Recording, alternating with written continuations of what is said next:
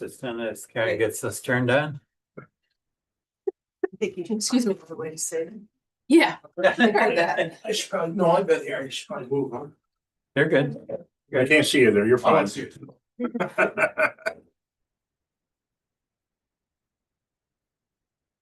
Pledge allegiance to the flag of the United States of America and to the republic for which it stands, one nation, under God, indivisible, with liberty and justice for all.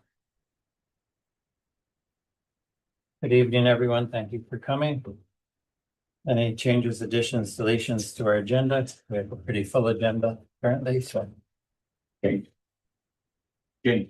Yes, sir. Thank you. Okay. The first item on our agenda is the meeting minutes of January 26, 2025. Move to approve. Move to approve. Second. Second, any discussion? Before I vote nay, I just wanted to say that, I should not have been surprised, but I was surprised by how little of the comments that I made at the last meeting were included in the minutes. And it wasn't a question of just being able to put in a couple words. One thing I would put in there though, is that we mentioned the $20,000 to $30,000 for pump code, but not the 5,000. And if anyone. You sent the edits and I missed it? No, the edits would have been. Basis. I mean, this is a summary, the minutes are usually a summary. If there were specific comments that you felt. Many comments that I made were not included, substantially. You know, so I had prepared, I wrote my comments out in advance. I know what they are. I watched the live stream again. I'm just I gonna wasn't say gonna put a transcript of all of them, but if you felt there's something specific that was missing, I certainly can edit the meeting. But that's up to you. I didn't get anything to let me know that there was something erroneous or needed to be rectified with that. minutes are your choice. And so for me to To a point, say something but it- that is so certainly an open- substantive as what I would be saying, just did not, I did not think it was really allowable. I just want to register that, and if someone does want to know what my statements were, please view the live stream and or contact me by email at trustee Cleary@fayetteville.new.gov. All in favor? Aye. Nay. Sorry. You said- thank you, I appreciate the information. Our abstract number 15 dated today in the amount of It's in the amount of $63,459.31. So. about Second. Dan's, second, it's been audited. Yeah, and Yeah. Casey wrote that one and it was auditing. And I wanted to thank you for that because, I've done some training, as I've said before, but you really helped to localize what the process should be. And we found something that was important. Last week, I attended the New York State Comptroller's webinar on claims processing for the second time.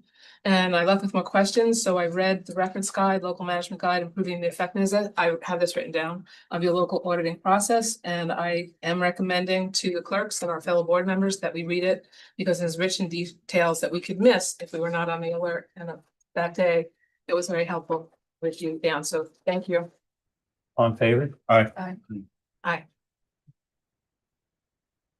Fire department, you ready or you want to maybe go to You have anything you DPW want first? to- Still out of breath. I have one purchase. I have to buy a new ID machine printer. It's on contract through Linstar. It's $2,083.31. I'm gonna take it out of, I'm gonna split it between the 45. 40.4 and the 34 10.4. It'll be 1,000 each. Our other one kind of went bye-bye, I guess. I don't understand it, but. Approved.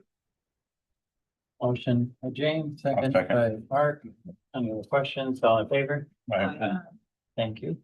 I have been awarded a DEC grant this year.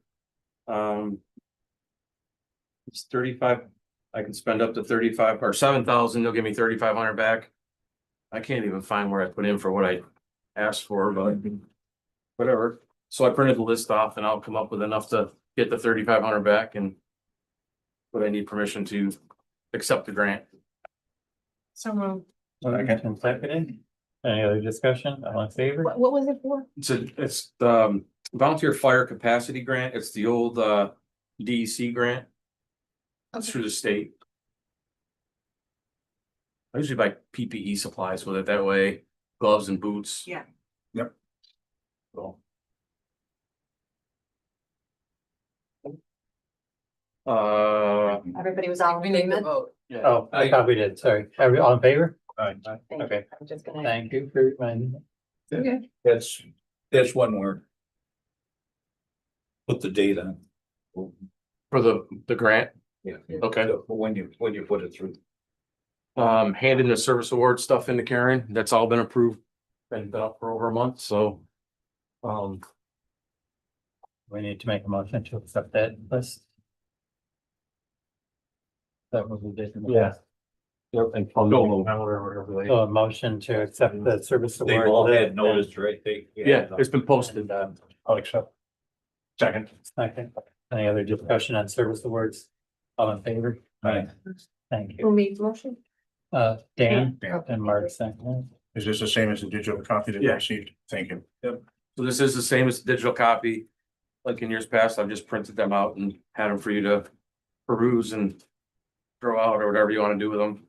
A lot of good information, a lot of data. You guys worked really hard in putting it together, so I'm pretty proud of it. So that's all I have. I like the stuff you asked me for. I have printed off. You can look at it at your leisure. Okay. Thank you. Yep. Okay, DPW. They haven't purchased or anything. The salt we purchased last week, they talked about a possible shortage again. There's nothing on the pad. They're still actively mining, but I had 4 trucks show up today, so everything's good with that. Do you want to do that alarm thing, Karen, or? I do have that quote though for the fire alarm with Eastern Security Services. This is something that has been approved a couple of years ago. I didn't look up when the exact date was. We kind of kept putting it off, and next thing you knew, it was almost 3 years out and the quote's gone up. But we have found it is something that is reimbursable by CHIPS.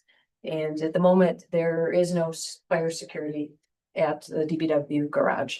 So I have a quote here for initial investment of $4,995.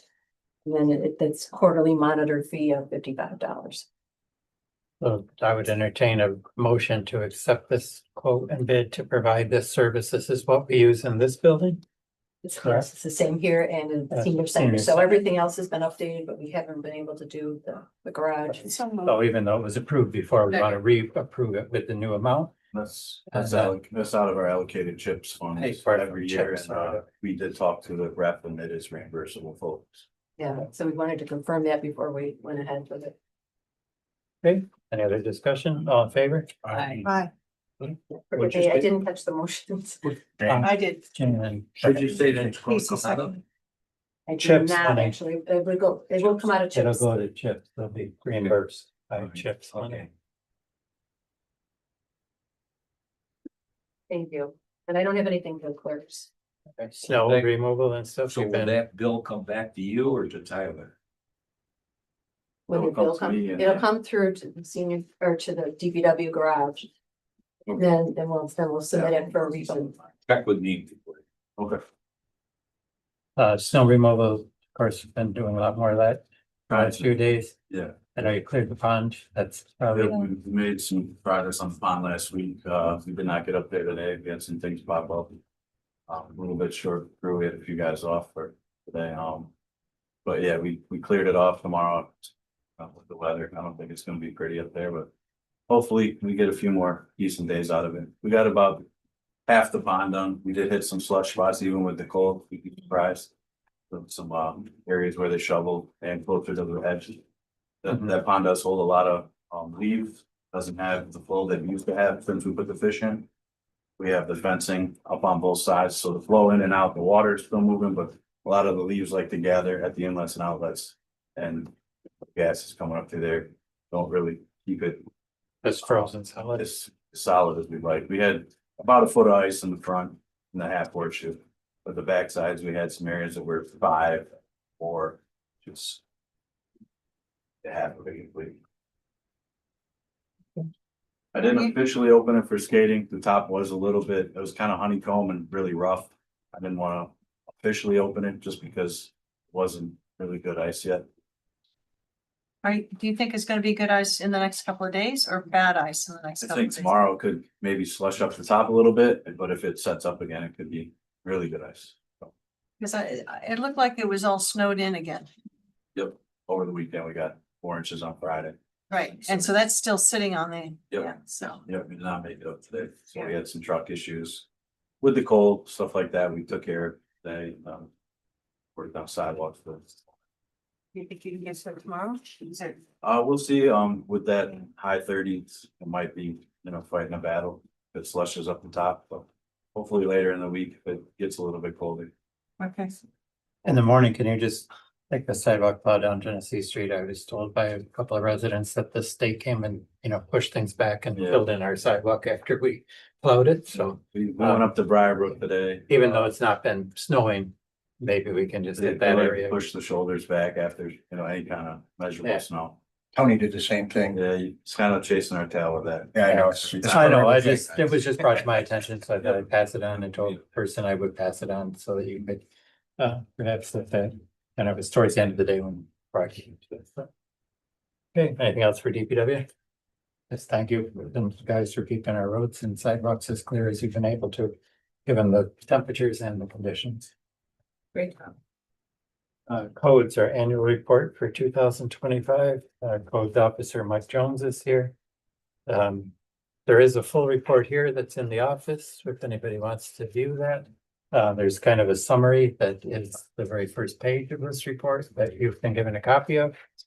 If you have questions for Mike now, that's fine. If you have questions as you review this document and want to ask him some more information about something, you can. Do you want to give us a little overview, Mike, of your report?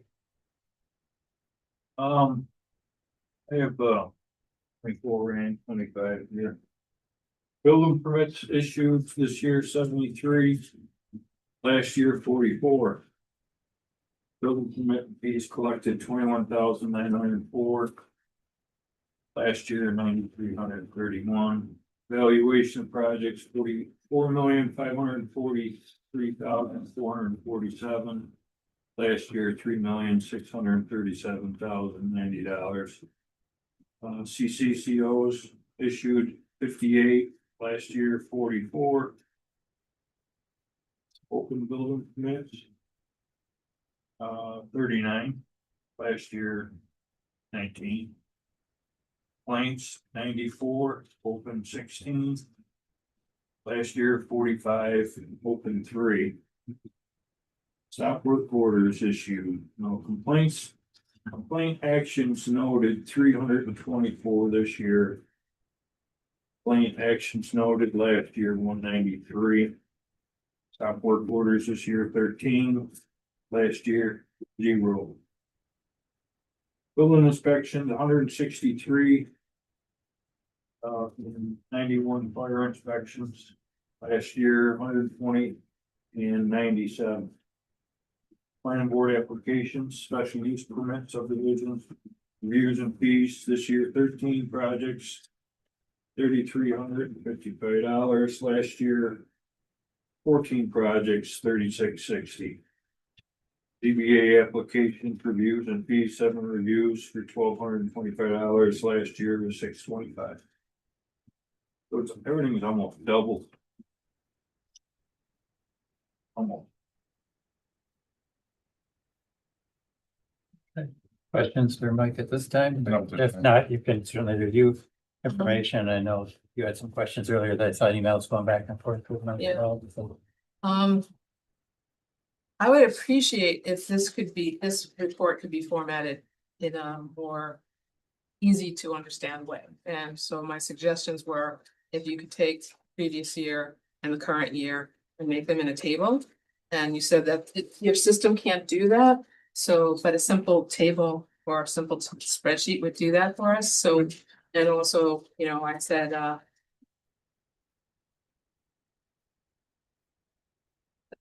let's see. So you said you don't do a monthly report, but you do a 6-month and a year end. And if we could have the 6-month as well, I think that would be important because your reporting is on calendar year versus, you know, which is good to look at as well as on the budget year. And number 6 was.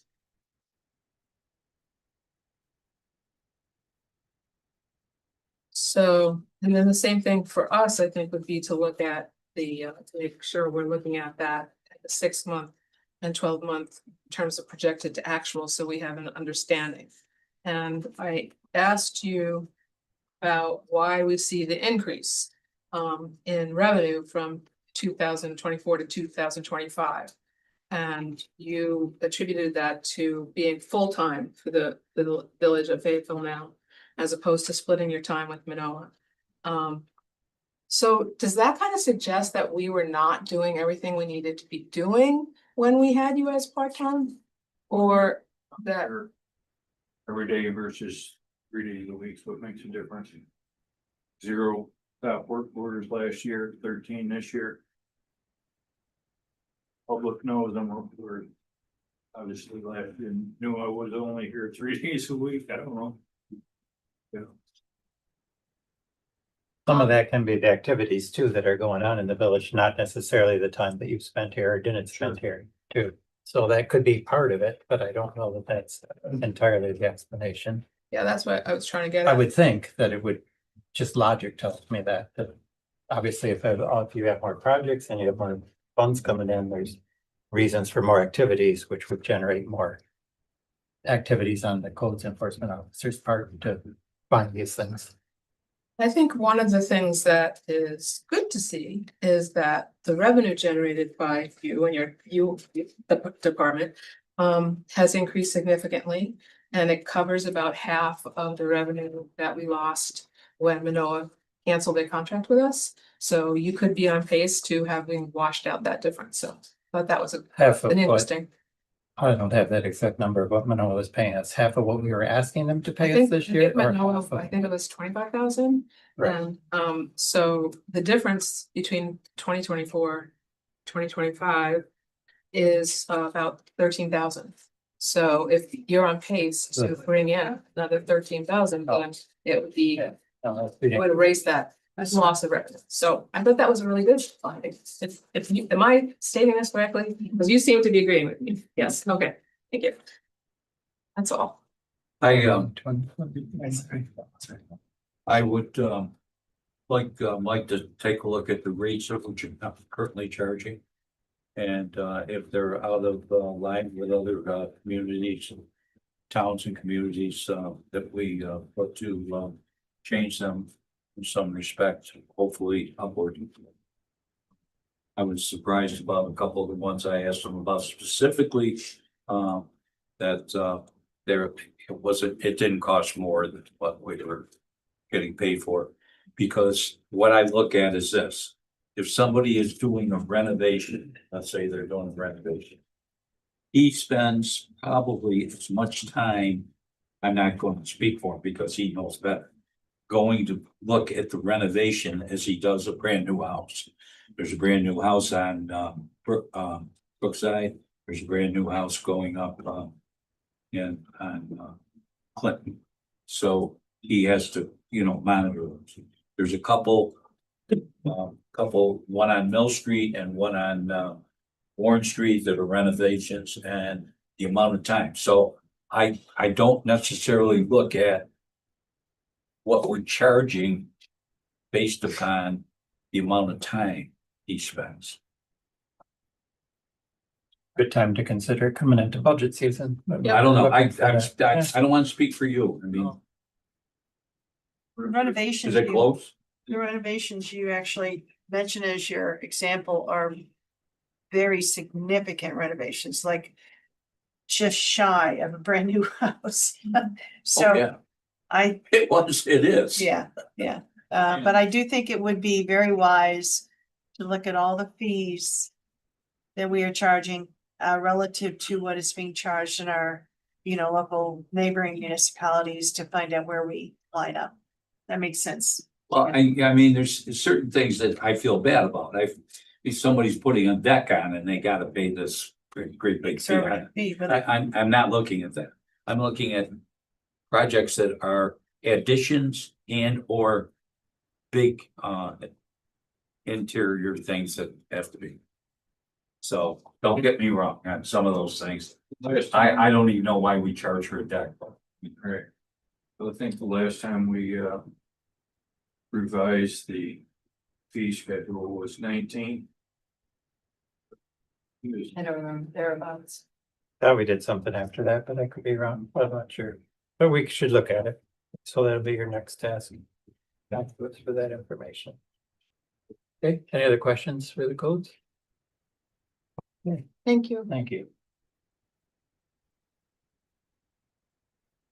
All right, kind of a housekeeping issue is to pass a resolution confirming Christian Danaher as our acting village justice for the 24-25 year, correct, Ted, or am I getting that wrong? No, that's correct. The Office of Court Administration just asked Justice Danaher to provide some documentation that he had been appointed for the 2024-2025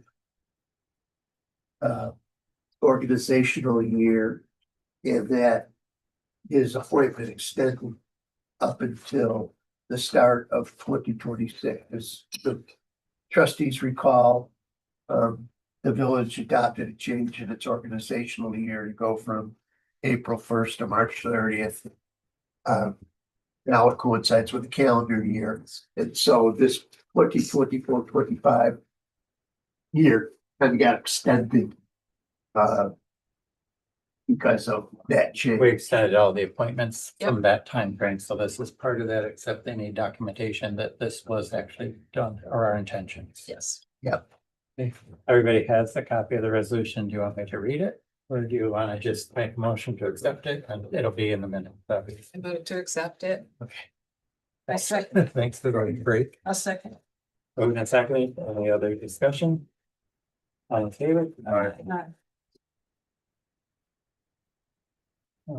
Next, I have a resolution. This is in regards to our Stormwater Coalition as being a participant with them. It carries a fee of $3,600. Again, there's a resolution here, which I can read if you'd like me to read it, or we can, you've had a copy, but if you want me to read it into the record, I can, or else it will be printed in the record with the minutes. Any suggestions? The only thing I would like to know is after the meeting, if someone could tell me which budget line this is in, because it's collapsed into something else. So, I couldn't find it. So if you could help me with that, that's all I ask. Okay.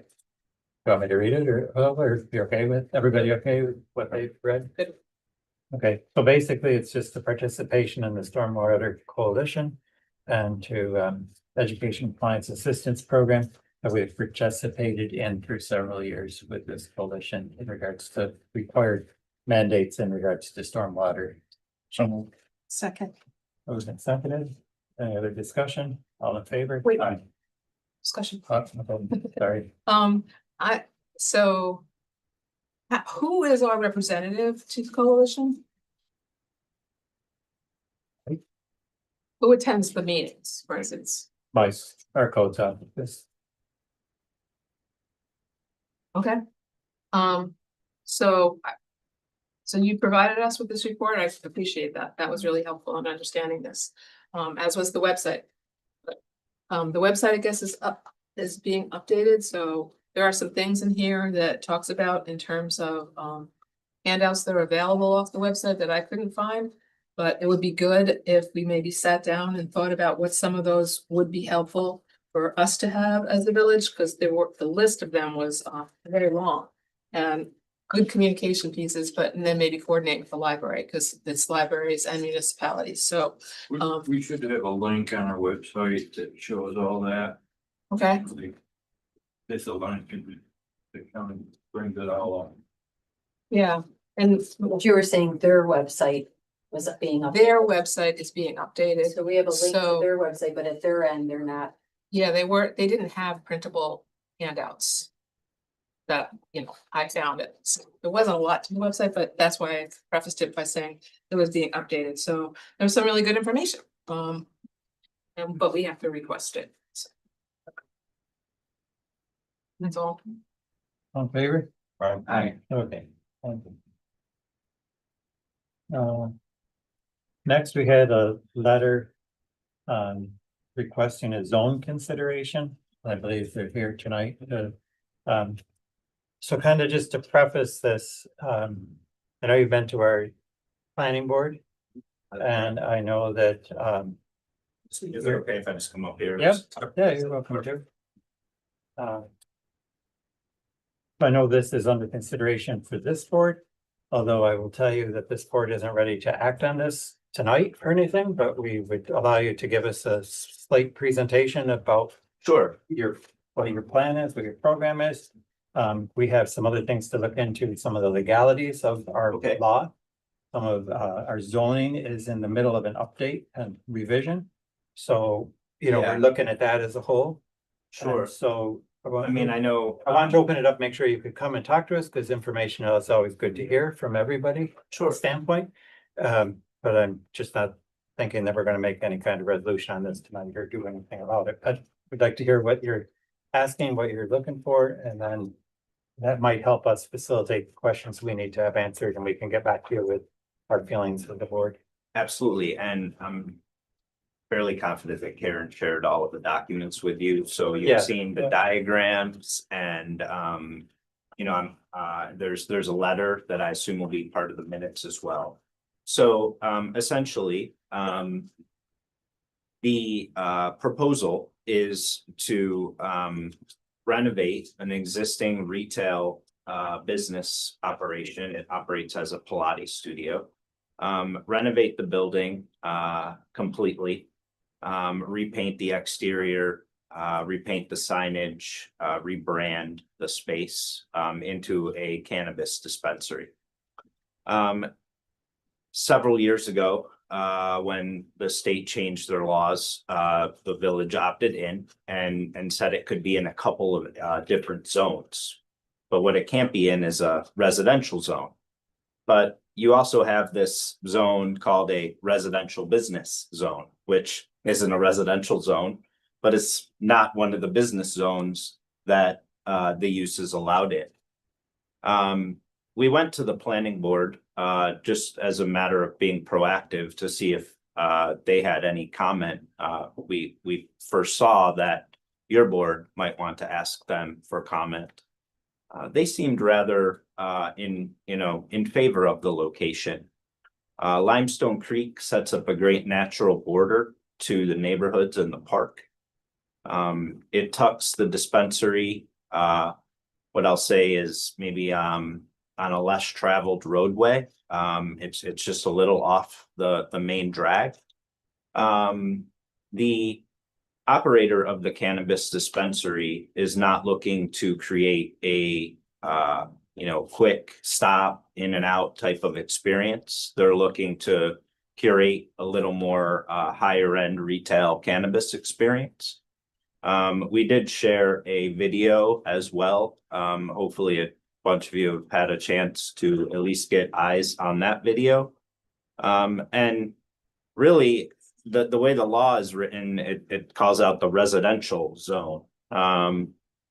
This location works pretty well with all other parts of the law. There's one parcel that's within 300 feet.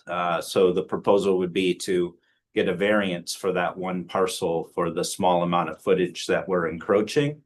But what I guess I'll say is the way it lists out the residential zone portion and this being a residential business zone, I believe that Mike is enforcing his opinion that because it says residential, that ties it into this.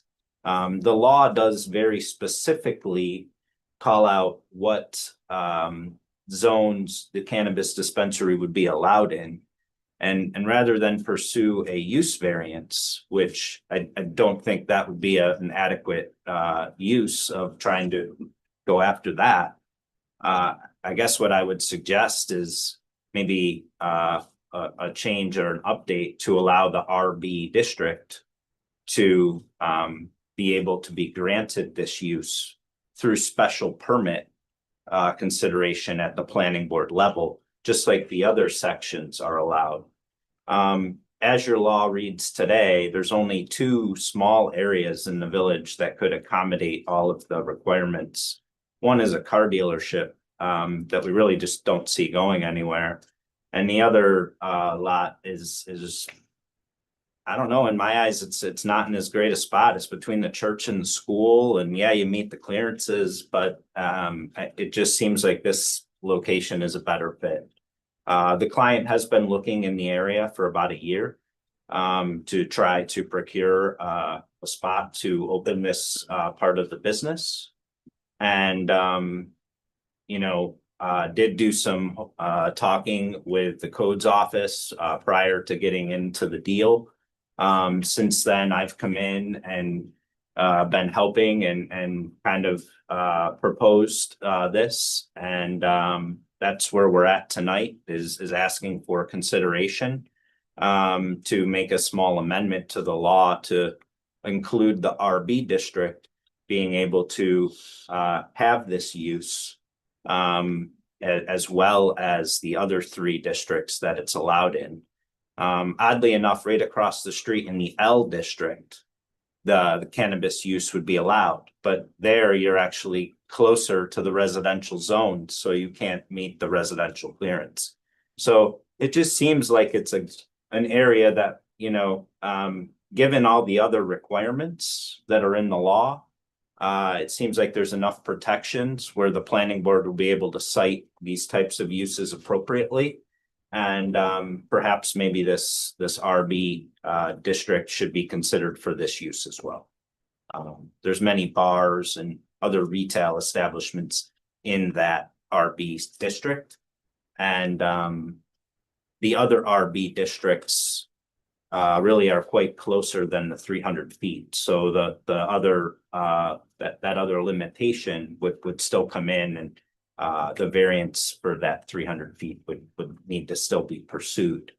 But we're just trying to, I guess, gauge, if this is worth continuing to pursue. So even if we don't make an action tonight, and I get that, we're just trying to get a gauge if we should continue to try to pursue this location or look for a different one.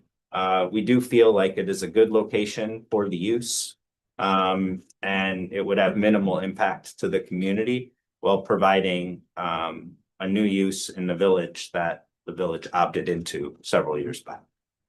I know that some of the trustees have had some questions that came up about this. Sure. That we're going to refer to our attorney to get some more information about that. But like I say, we want to give you a chance to come tonight if people have questions. Are there any questions that I can help to answer, or is there anything that I can take you through or explain with any of the documents that we've submitted?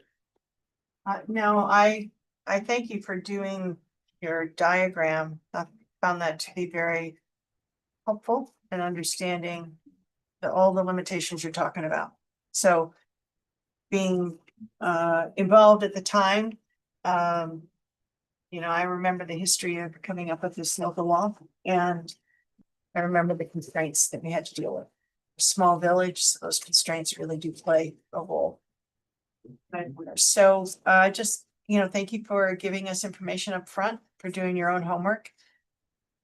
As the mayor said, we're beyond the middle of, we are in deep in changing or updating our zoning code. Yeah. So, I mean, I guess I'm just hopeful that this could maybe be just treated maybe outside of that Yeah. realm. I like Because- to hope, but I'm not sure. Because it's just, Yeah. it's the law right now, and it would be an adjustment to that. And as long as it was addressed in the change. What specifically is your ask? So the specific ask would be, in the letter of the law, local law 2023, there are zones that are permitted for the use via special permit of the planning board. Right. And there are 3 zones that are listed out in separate subsections. Section, I believe it's H, I, and J. I could be off a letter there. We got Yeah. copies, so we But- made copies, but- so they would have What, information. what we're asking for is that a new subsection be created. You want to add the. That the zoning RB. District of RB, that's your ask. Yes, Okay. be allowed to have this district, The be use- allowed to have this use. Right, With With the the special special use permit, right. application thought. process through the planning board. okay, I just wanted to be clear, thank Yep. you, that is what I thought your ask is, That's, so. that's exactly what I'm trying to find out too. So you want us to, so I'm reading this right now and it tells me which zone you can have it. Yep, Okay, There's for the 3 of them. special permit. Yep. Okay, now what you want us to do is, we got section 1, section 2, section 3. Also, you want us to add to that a new. Correct, an would amendment, be- Which would be an RB correct, allow RB as another zone. with exactly the way these other ones are written. That's correct. That's what I'm. It's, I mean, that to me seems simpler than the process of waiting for the new zoning change. Yeah, you're not here asking us to change the zone where it's current. No, we're just trying to, that would be a use variance, Yeah. and the use variance is a very hard variance to obtain. And to me, this local law was looked at a time in 2023 with a new state law. And we've just come a long ways as a state in 3 years, and the, you know, the OCM is doing their role, and really it's a way to bring some more security to the neighborhood. There'd be additional cameras, lighting, nothing against the planning board special permit review process. And also, I believe the planning board wanted us to propose a little better sidewalk connection on the parcel. So, you know, we'd be amenable to making all those improvements. And I guess looking to start the special permit process, just so that we could be able to secure the property, to be able to move forward. So that's, yeah, I mean, that's where we're at. If anybody has any other questions, happy to talk through those points. The planning board's gotta be doing this. I'm just wondering which entrance you were thinking. Well, we liked the entrance from the fact that there's already 2 doors at the front, the side, what I call the parking. On Buckley? Well, not Off the the parking street, but off of the parking. Down below is, okay. Nope, not the basement level, not the garage. It's the parking lot level. Right. There's a sidewalk that goes up to a porch. Right. There's a single door that enters there. All right. There also is the front door. That's, Both the front door and the side door enter what we would consider as the security and ID section of the dispensary. So in that space, both of those doors come into a manned security station where your New York State ID is checked. So then from there, they proceed to the back of the building on the first level, where the actual transaction occurs with the bud tender. That transaction occurs, and then they would leave through the exit onto the porch. They really like to try to Front porch, what porch? the side porch towards the parking lot. Okay. They really like to try to keep the traffic one way in and out, as opposed to having in and out through the same. All right, thank you. entrance. that's what I. That answers that, thank you. This is, you described it to the planning board already. Correct. You described this to the planning board already, so I understand what you were talking about already about that, so. Yeah, and I think what their concern or maybe suggestion was is when we make special permit application is to better tie in the sidewalk to that side porch, to the main sidewalk system. The planning board chairman made me aware that it was a pretty walking neighborhood and there's a lot of walking traffic there. So making sure that we could have a sidewalk there, getting that on a plan, and then having a plan to maintain that sidewalk and provide access to the residents. You made a very good point, because the sidewalks in our community are a very important piece of. I heard it mentioned earlier too, with the plow and getting the banks knocked back, so we can appreciate that and definitely are willing to put some effort in on And that. I also understand, because this, we actually approved this as far as being able to deal with the cannabis dispensary, because of a referendum that we presented to the people of our community in 2022 in March. And they chose that, and they did not choose a use bar in that situation. And we in fact did not tighten this down because we knew we had very restricted areas that were available here in the village also. Mhm. So we're trying to balance two things of accommodating what our population really wants and trying to make sure that everything is done properly and safely as well. Yeah, and we want to uphold all of the strongest safety measures. We've done a lot of research, as you can see, in preparing the diagram. Yep. And we really just think it was worthy of coming to talk to you about. It wasn't like, we should just scrap this one. We actually want to thank you for coming. We really do. We appreciate it when somebody wants to set up a business and comes and chats with us. That's important. We do have to answer a number of questions still. Mhm. I think you understand that. Yep. And I wish I had the questions answered already, but we don't. If there's anything I can do over the next couple of weeks, So and we'll then reach out to you if we have more questions. We're gonna start with asking our attorney a few questions about things. And then see the feeling of the board of where we want to go, and then I will get back to you. Okay. If we are looking for a formal proposal of something that way, then, so for right now, we'll wait to hear back from the board. right, I'm assuming that within a week's time, we should know what direction we're kind of heading in general. I mean, there's some questions that came up tonight amongst us. And, we're gonna close out to our attorney. Sure. Have some other conversations amongst ourselves to see what the feeling is of everybody and what direction everybody's comfortable going with. And then I'll get back to you as soon as possible. Okay, so you're gonna get back to us. Okay, Yeah. thank you. And if you don't hear within a reasonable time, you're welcome to reach out to me. Yeah. I'm fine with Yeah, it. no, I mean, I You know, obviously don't you're not- wanna, I don't wanna you're not- call you every day, You're not gonna for bug me sure. If you call me, so whatever you want to do, you do, but it's all good. It's all. But Jane's idea about a nice diagram. Just a compliment.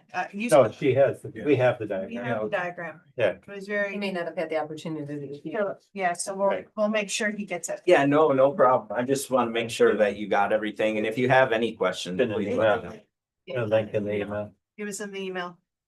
The purchase of the property is a contingent upon the planning board approval. Yes, like everything, the deal on the property, we're definitely gonna probably have to look to try to extend the timing of that, further. I don't know how the rest of the board feels. My opinion was that we would get back to you probably within like a week's time and know Okay. whether you're supposed to be coming to present us something formally for an application or a request at our next meeting or whatever. I mean, we're not trying to hold you up. Yeah, no, I You are. completely understand. There are two So things that you've have got come to up that do we some wanna know if homework on anybody your end, thinks- and then you're gonna get back to me. Yep. And then I might see you in 2 weeks' time, or I might be applying to something for the planning board. Right. You're gonna get back to us. Yep. Yeah. Okay. You know, we'll That, I think continue. that's reasonable on our end. Yeah. And we don't Yep. want to hold. No, I You up, completely Di. understand. Thank you. Thank you. Thank you. Thank you. Okay. Next on the agenda is a further discussion on an easement revision that we had discussed at a previous meeting. Scott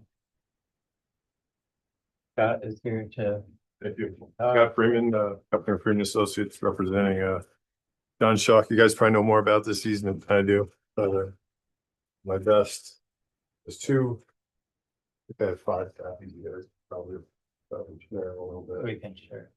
So what I did was our office, we marked up the employer site plan or survey. And then what we did was we put the two requests on there, which one in green, or I'll start with between the property line and the red. That's the original easement. What we're asking to do is So this one right here, the heavier red line is the Yeah. original easement, correct? Yep, now we have 2 asks. One is the And this is. easement area to be abandoned. That little notch Right. And in exchange for that, what we'd like to do is add a covenant or something in the site survey that would say that a 6-foot access area would be maintained, the lawn area. I think we spoke with the town about that. Village at a time. The village, we spoke with the village about having a 6-foot mode access easement through the site so they can work on the canal or get by the house. So before we made all these changes and worked it out with the surveyor, we're open for discussion tonight on that. Looking at me like, are you talking about recently or back years ago when this person? Yeah, years ago. So there's the easement. We're looking to amend the easement, abandon this portion of the easement, Understood. and then add some nomenclature that provides clear access along the side of the house where we. You have a copy that the DPW superintendent can see? Oh, sure. Layer of the site. Yeah. So we're just wondering if we could have the surveyors that like a 6-foot mode clear area where the homeowners wouldn't put fence and they will maintain lawn and work out where you can find it.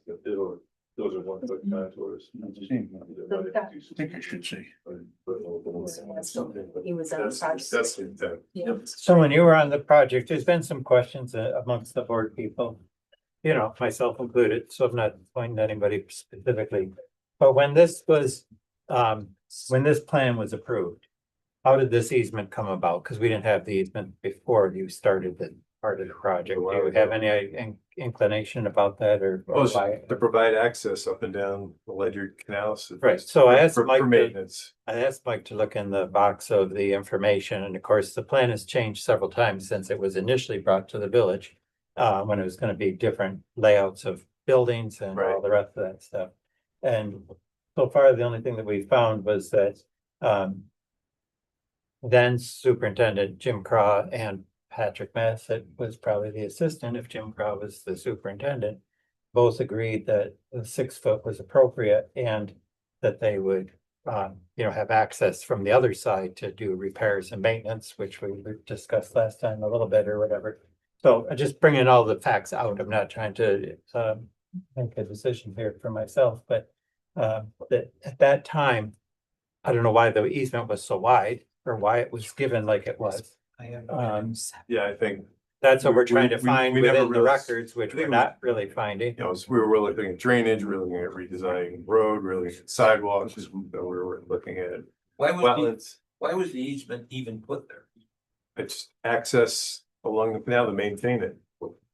Yeah, but who came up with that idea? I believe we asked for it. It wasn't the village. Planning board did too. The planning board probably will ask. Yeah, The planning board with did? DPW, we wanted to make sure that Okay, there was because the village was going to own Ledyard Canal, the canal itself. we own it. Yeah. Right, we knew that we needed to be, the potential for the need to access the canal, for whatever reason, was going to stay alive, even though all this land was being sold and developed. And so together, so the planning board, is like, well, wait a minute, how are we gonna allow the DPW to get to the canal? And then we asked DPW to give us their recommendation on what they needed to get to the canal.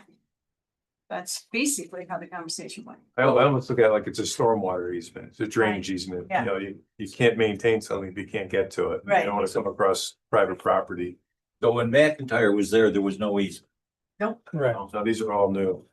So No, we after, all had direct access to the canal. Nothing was there, I guess is Yeah. why. But you raise a good point. Yeah, it was, That- it was it was all undeveloped. private property then It was- too. we were granted these. Yeah. No. When McIntyre Paper owned the land, they owned, except for the canal. Right? The village did not, to my knowledge, did not have an easement when McIntyre Paper owned the land. So, Maybe the reason is that land was never developed. So we had access basically, because So it was basically, undeveloped we land. had If we access. needed to get in there, we could get permission from the I land. do recall the original survey it three parcels of land. It was the Ledyard Canal in the middle was one piece of property. It was a piece of property. It wasn't an easement. And that was, I think that's why they put it in. They maintained it, they used it. What's that? They maintained it because they used. McIntyre's used the, They used the what? So they maintain the canal too, so there was Yeah, less but money. after they were gone, Right. nobody made. What did they use it for? Paper, and their paper paper making. mill. For hydroelectric power? So- Okay. That was an old canal, I guess. There was. You know. I didn't So, realize it I had that mean, much power at that point. There wasn't. we have to make a decision at some point in time. We've had, some historical facts of that would be an appropriate access area. Tyler's our current DPW superintendent, who believes that that would be an appropriate area to get into service for the equipment that would be able to get in, whether it was wider or narrower from the conversation I had with you, but I'm not speaking for you, so I want to just have you relate to the board if there's something different than what I'm saying. So Currently, Mike and I met up there a month or two ago, kind of walked the site. Currently, we don't even have access on that backside of the canal. We obviously have an easement, but the contour, I'm sure you've seen it, without them coming in and actually grading property, we can't get equipment in and out of there, as of right now. Any work that we have done in the past, we come off Clinton Street. We have pretty big easement through there along the side and around the corner on both sides. That's where we do primarily most of our work to, obviously any restoration or things like that. We did it, over 10 years ago now. Did pretty big job there, cleaning up the canal, barging some of the walls. So in my opinion, as long as we have access from that one side, if there was a catastrophic blowout on that corner, as long as we were able to remove whatever earth is there and rebuild walls, is pretty much the easement we need. Our excavators 5 foot wide, our tool cat's 5 foot wide. Most of the equipment get in and out of there. But like I said, right now, as of today, the contour of the property, we can't get down in there just because of the sloping and drop off after right over the top of the bank. That south side is impossible It is. to. We've Yeah. never been on that side. You have to do it from the north side. That south side is no good. I think you confuse the two sides. Yeah. the north side is what we're talking about, not the south side. Right. The north side is no good. You have to The do it north from the side. south side. In my So they findings do in all the the work. files, Of the south side. toward- they also, Jim Craw at Massett, Doug Miller, the engineer, Richard Green came to the conclusion that they couldn't traverse that area anyways, but they could traverse it from the other side. The south side. So then, Ted, is there any legal implications to considering this as far as the village is concerned? No, the board has the statutory authority to handle accepting and refusing abandoning interest in real property.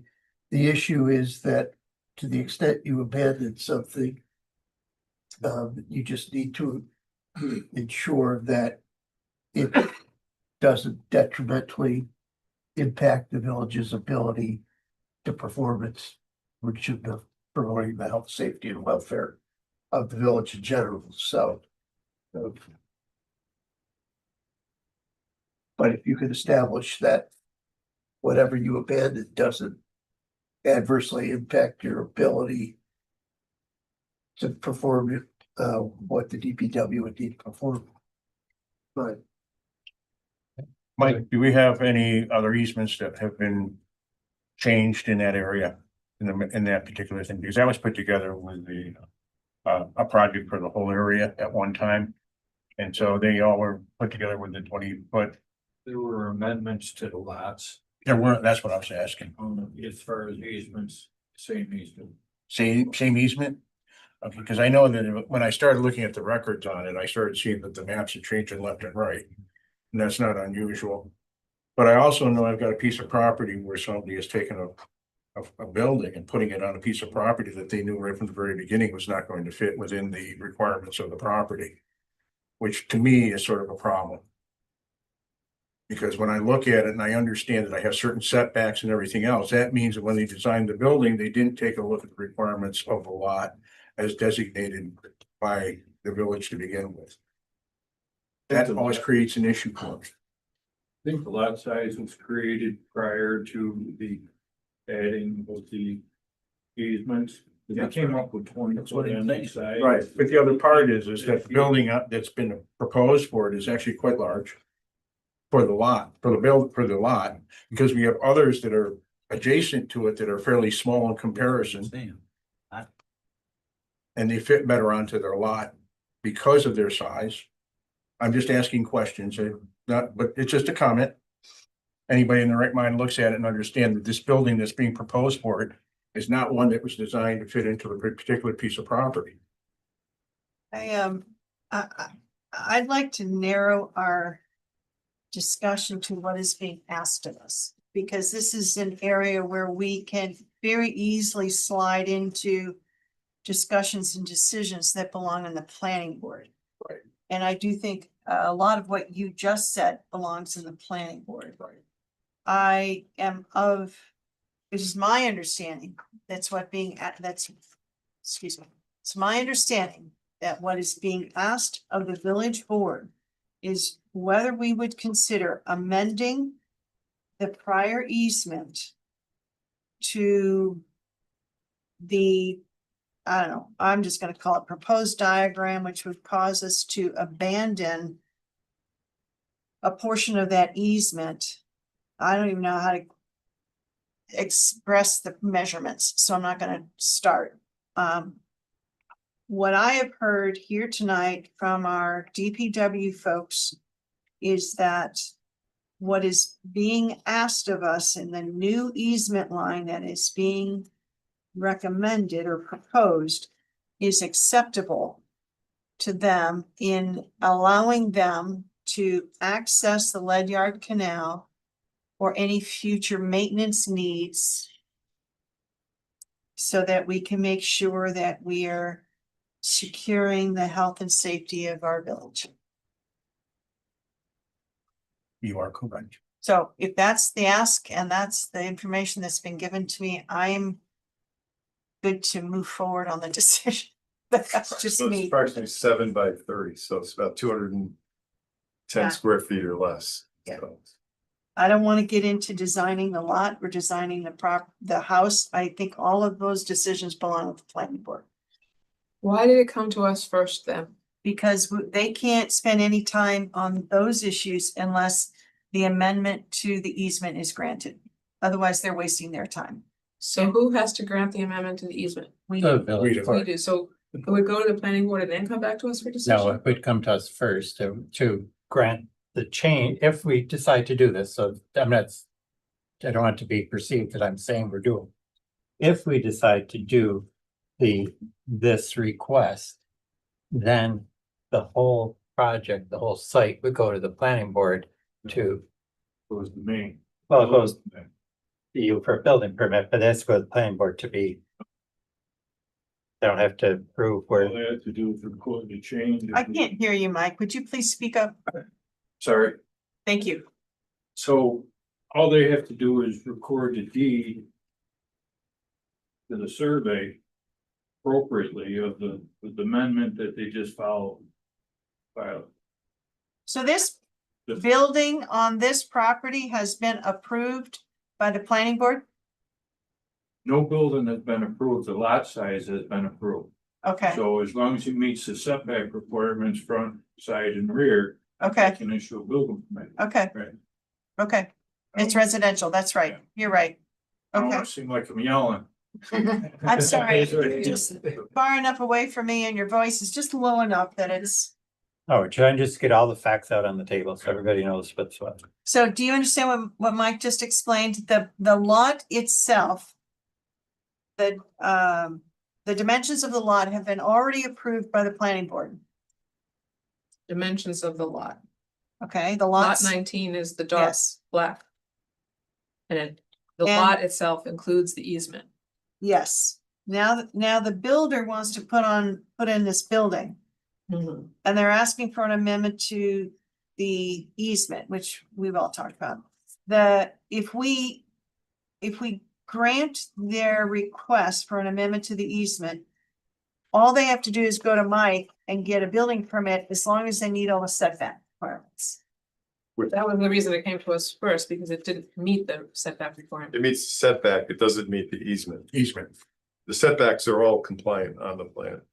Wouldn't the setbacks be determined from the easement? No, because an easement is only a right to cross the property, not own the property. So you can have a, well, yeah, that, Laughing definition. You can't build in an easement. She makes out a very good point here, because the point Who? makes, You, me, Jean? Jane, okay, she makes a very good point, because the point being is this does in fact fit within a lot size. The easement is not considered when they're doing the setbacks, et cetera, for what's going on. So if in fact we move the easement, then they can move right to Yeah, here's, site bed. best way to explain it is like this. Here's in orange, this is these are that's the making side that yard a setback, motion? that's the front yard setback. Here's the other side yard setback. That's upside down. Yeah, that's no problem. So this is what was approved years ago. Here's the property A line. lot. So the lot size Mm-hmm. meets the criteria. The setback, this is the building envelope. You can put the building anywhere you want in that building. Okay, wait. Otherwise, this is your orange line here. Yep, This is hard to read. yeah, I can. That. And then the side yard setback is very minimal. And the rear setback is pretty substantial, 40 feet. And then What about this section? this goes, that's where it gets dicey, because it's shared. Easement would go here, right? That's the easement. Yep. and this is- The bill, yeah, this is So this is the area that we're discussing. so that's where the easement encroaches into the building envelope, and that's kind of the ask. Like the building is encroaching into the easement. Yeah, yes, That's And- right, you got it. And You at picked this up on it. point, well, that's why we're here. We see things differently. 6 feet as the pinch point. Oh, no, well, I was But what about, what's this distance here? It's not marked. from here to, that's That's 6, but this is less than 6. that's about 6, it's about 6 also. That is the same as this. This is, let me get another color.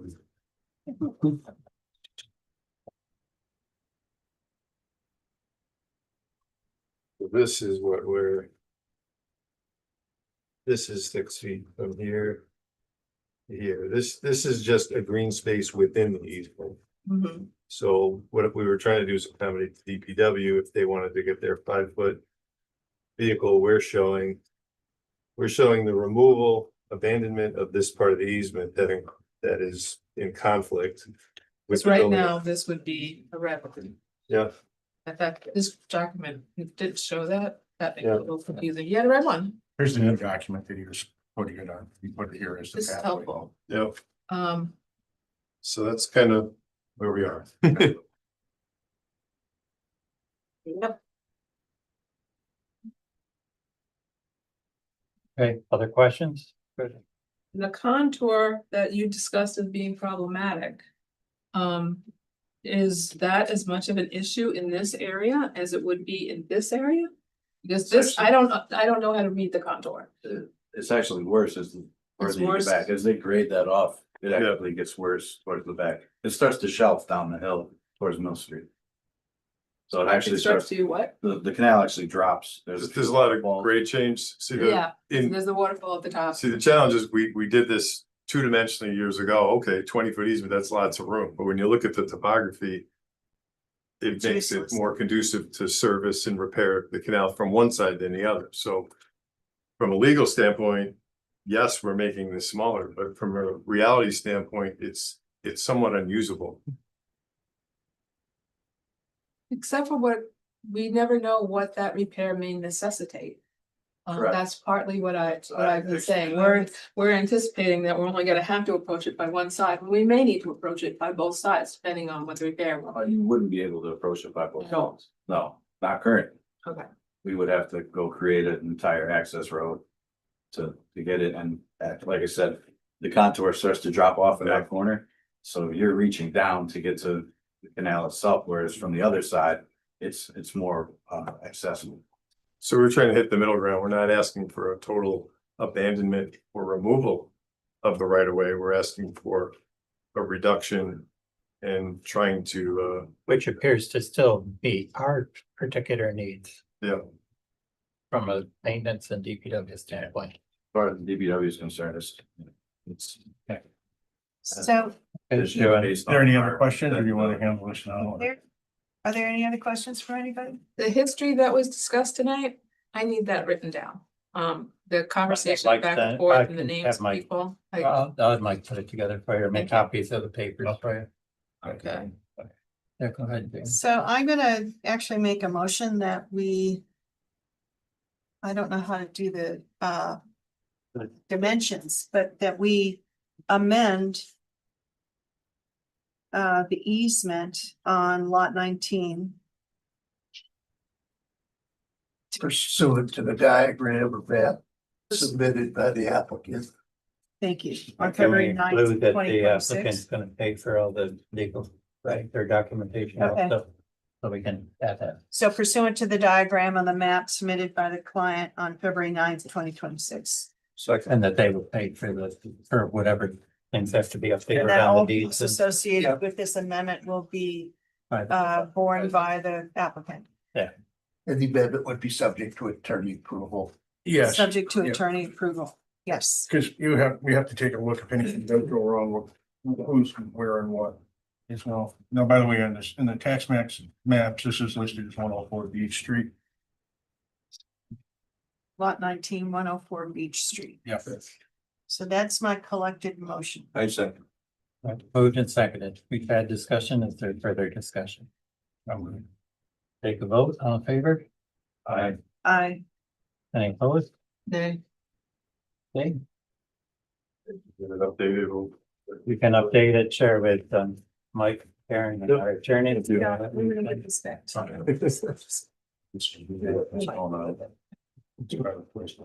Want this? Sure. Okay. Yeah. Yeah, my colors didn't come out. Once so I I did know going fucking- away, you and I'll go walk down. Oh, yeah. Take a trip down, and I'll have a car marked down there, cause I'm not walking back. Want a full size one if it's easier to read? No. Thank you. Wrong paper for the kid. Okay, Parks Commission, yes, that update, I participated along with, I believe, trustee Casey, you participated, correct? I know Jane did. I don't know if Mark or Dan did. I went up to ESF and worked with them up there. Right, Oh, right. so, I mean, just because they were able to visit our parks, Tyler and I joined them at Dugal Park and had really good conversations with. Particularly the instructor brought out a lot of, like, I don't know how they did at other places, so that's why I just wanted to talk about it quickly. Tonight, but the instructor brought out a lot of different thoughts that the students maybe should have when they're looking at that particular site in general. Tyler is very helpful. The student men from the Parks Commission were very helpful. John and Craig, right? And so they were very helpful, like going through not only the history of that particular area, but what already exists, how it's used, why it's used, what, we might be looking for in general as the, community project type of thing or whatever that, how we might improve that area, make it more noticeable, make it more usable, make it more whatever friendly to everybody. So that was my quick overview of what we did up there, that how they did with the rest of the I think, sites. so I was at Canal Landing and we had Professor Bryant, gonna call her Margaret. Margaret Bryant. And I don't know, 8, 9, 10 students. We walked the entire canal. We did not go as far down the feeder trail all the way to the Erie Canal, but we went down the feeder trail as far down as the pedestrian bridge that takes you to and from the ballpark to the feeder. So we walked the trail that takes you to the culvert that is owned by the county that manages or handles all the stormwater that comes off of town center. Because Sarah was there with us. Sarah was excellent in providing information from the town side of this potential connection. And one of the focus points that we wanted the students to really zero in on is how best to connect so that folks can get from future development that's gonna happen on the town side over to the Canal Street landing part without having to get onto Burke Street. So we're looking at, bridging essentially the culvert. That's the easiest thing to do. And we wanted them to see that. It was very good to walk down there.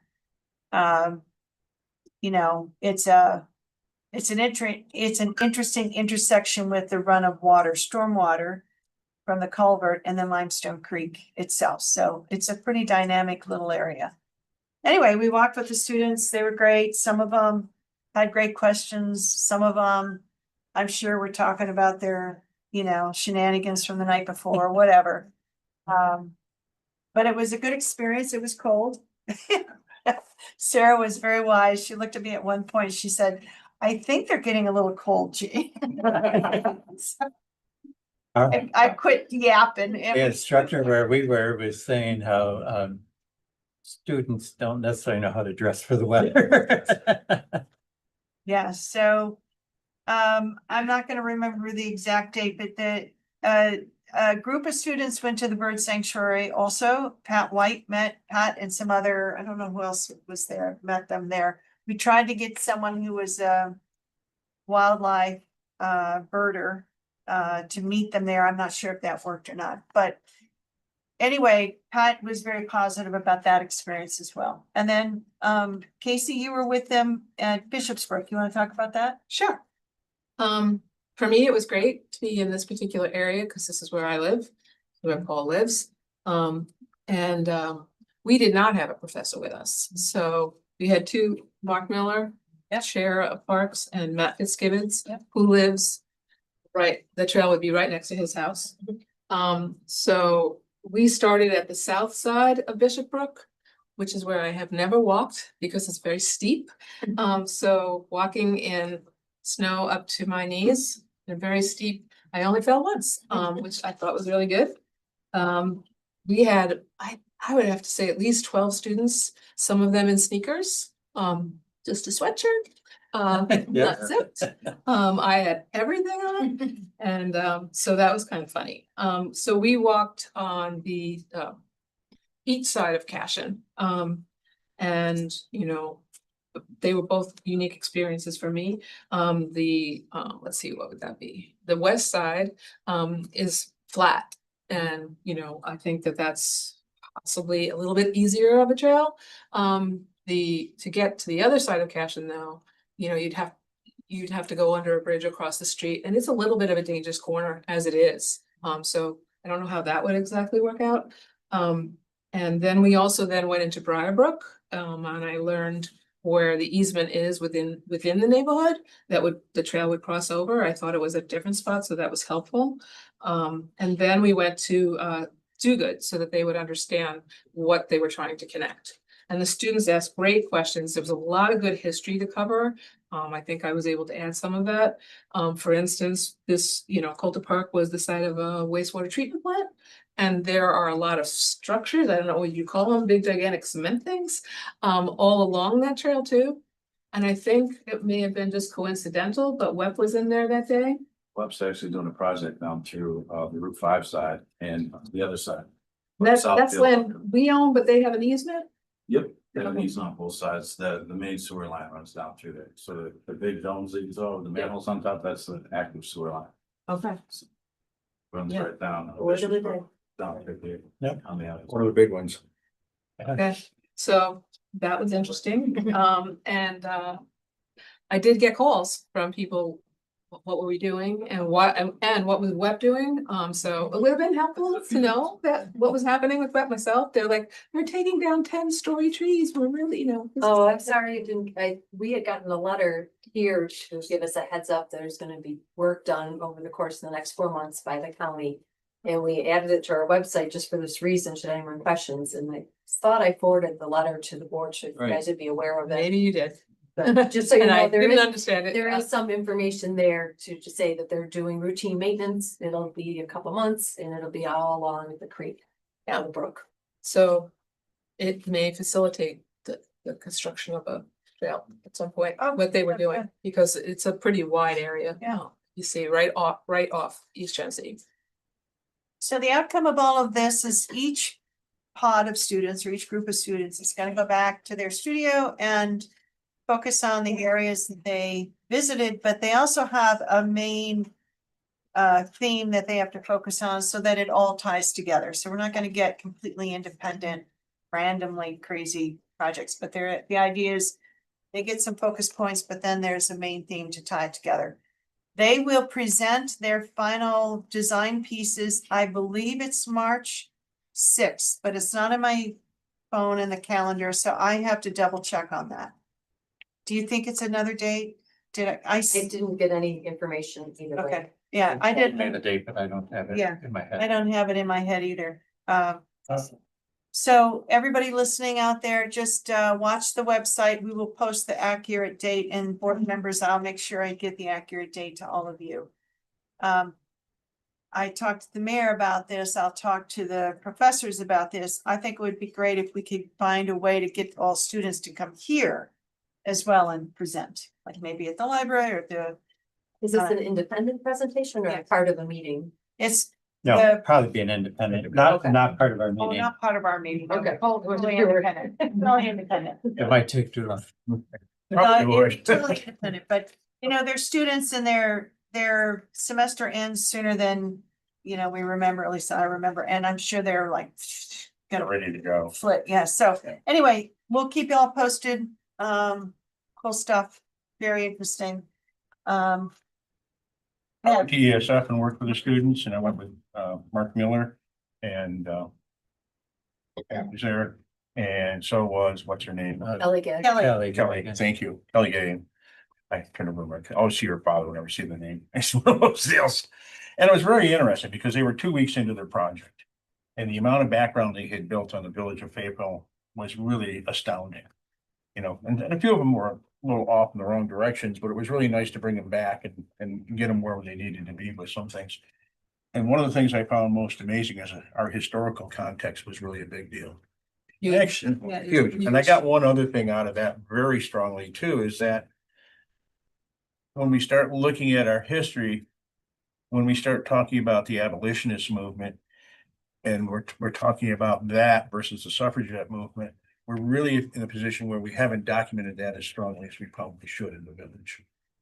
There's a lot of places there where the Underground Railroad within our village, and we haven't really documented that as well as we should at this point in time. I think that's a tremendous thing that we should be looking at. It's an asset that our village has that we really don't know enough about yet to really understand what we can do. So, I referred my group to the Fayetteville Library website because it's excellent in terms of historical resources, including, you know, photographs, and they could spend a lot of time there. I said, check with your professor, because I don't think that they would want you to dive into this as much as I think is interesting. But yeah, I think there's a lot of important stuff there. yeah, well, I thought your lime kilns were really pretty interesting. It's one of the things you saw, because we see them as we go down the feeder canal. We have one right behind town hall, and as we go down further where we have the wide waters with the Erie Canal, there's another one right there as well, which is all part of the Erie Canal construction. So it's really sort of interesting. There's one up on South Springs on the way up to Do Good too, or whatever. Exactly. You know, across from Carriage Hill. Yep. You don't see it from the road. You have to drive in where those Yeah. houses are. Why is that up there? I could never figure that out. I'm not sure. How but could they ship it from up A there? lime kiln Oh. where the sleep. Well, they were actually bringing it down and they were using it for the No, but construction of the it canal just doesn't make sense to me. because they were looking for the limestone deposits. Okay. all right, Right. all good. This So- was a great experience for all. So I just wanted to update everybody, and I guess what I'm hearing as a common theme is history. All the water and water attributes that we have within the village, not only the Ledyard Canal, which we spend a lot of time talking about, but also a lot of these other places that are parts of our parks already. And so how we can capitalize on some of that for our residents and for visitors to come here. Sounds like that gives them a lot of fodder to work with to come up with some good plans for trails and or features within our parks that we Yeah. can do. I just want to interrupt and give one shout out to Mark Miller. None of this would have happened if he had not taken the initiative. So he's chairing the Parks Commission right now. Really, he's been fabulous at not only initiating this, but keeping it all on track. For a decade. Yeah. And I was like, how long have you been doing this? So, yeah, that's a lot of service to the village. Okay. Thank you. So Karen and I didn't do this until late this afternoon. That one, we changed some of the rules.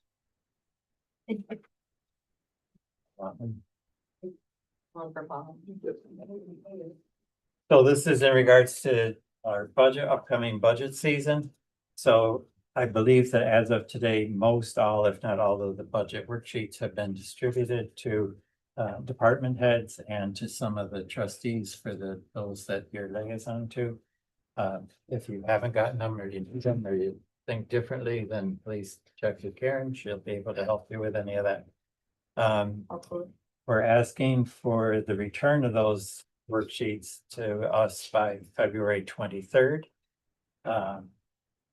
Then the Compo accounting firm that is helping us with our accounting and balancing our bookwork and things like that is going to help put the budget together for us.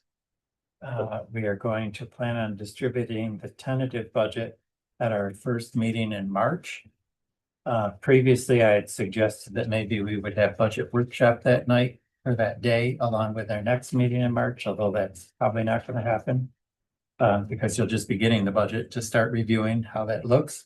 If the budget happens to be ready before that time, then I certainly have no problem like distributing it to everyone less formally than at a board meeting and just giving you more opportunity to look into it and start looking at it and formulating questions or ideas and thoughts about it. So I'm hoping that if we get all the worksheets back and compiled by the end of February, towards the end of February, that definitely by the March 9th meeting, but hopefully before that, we would have something. Budget meetings, as I mentioned, I thought, and we talked to Mr. Pompo about doing our March 9th and our next meeting. As far as workshops with the department heads, the DPW, the fire particularly, but also the codes, the clerk, the court, are bigger ones. And so I don't have dates right now to tell you for those workshops. But we do have a workshop meeting with Mr. Pompo on Thursday. And so when we were checking with him today about his availability for March, because I don't want to set dates that he's not able to be here to answer questions or assist us with our budget, that we will have those dates by Thursday for you so that everybody has time to plan again into your schedules and stuff. So we're not just doing stuff last minute or not having time to think about stuff and formulate a good plan. April 13th, we're required to, or will be our April meeting date, and that's when we would have a public hearing on the tentative budget, which that date has to by law be held before April 15th.